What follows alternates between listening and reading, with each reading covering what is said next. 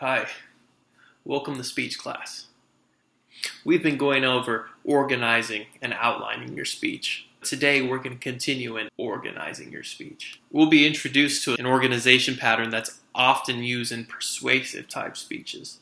This type of speech has the ability to sway the entire room. This organization pattern holds great magnitude. As the old saying goes, with great power comes great responsibility. Am I allowed to say that? It's not copywritten, right?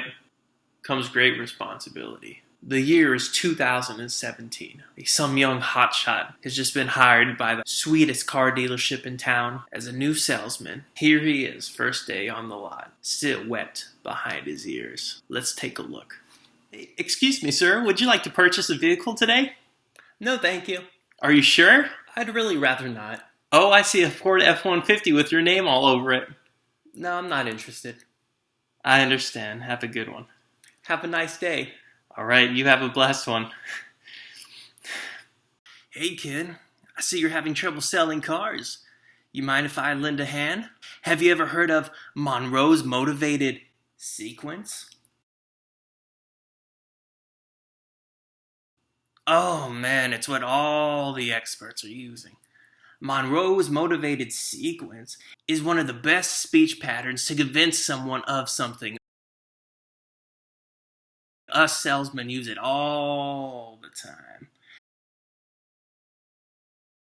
And the best part is it's broken down into 5 simple steps. Monroe's motivated sequence. The attention step, the need step, the satisfaction step, the visualization step, and the action step. And that might seem like a lot now, but I got a helpful song for you to remember. There's a customer there. Let's try it out on him. They can't even tell the difference. It looks just like a real car lot. To think the dealership was going to charge us $200 for the day. How much is a composer? We can't afford that. No, we'll just get Bill to do it. Bill, can you write music? Attention step. Hey sir, I've got a surprise. Oh really? What's that? Need step. I see you driving that junky ride. Well, I'm not sure I'd call it junky. Satisfaction step. I just wanna change your life. I mean, maybe it could be a bit nicer, but change my life how? Visualization step. Why don't you say we go for a drive? We can get a taste of the final life. I'll go for a test drive. What do you mean by final life? Action step. Did you like what you see? As a matter of fact, I did. Then sign on the dotted line. I guess so. You did convince me this is something I do need. He is whipping a new ride.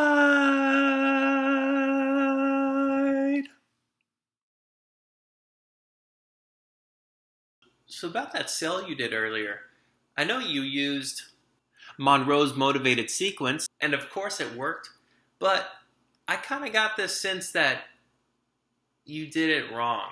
Like, you insulted the guy. You said that he was driving a piece of junk. And then it seemed like you kind of deceived him into buying a car that he maybe didn't really need. Yeah, being deceptive is all part of it. You just kind of made him feel bad. And because of that, he fell for buying a new car. It just kind of seems wrong. Who cares? I got what I wanted out of it. If I make him feel bad, so what? That's the point. It's to make them feel as bad as they can and make them feel hopeless, and then you build them back up. You help them visualize something that they want, and then you put them in the new car. Go ahead and use it. I don't know, man. I just feel like it could be used better. Maybe instead of convincing someone they have a problem, you help them with a real problem. Like, what if I use this sequence to actually help someone? I'm sure there can be a better way to use this. I don't think being deceptive is the way to go.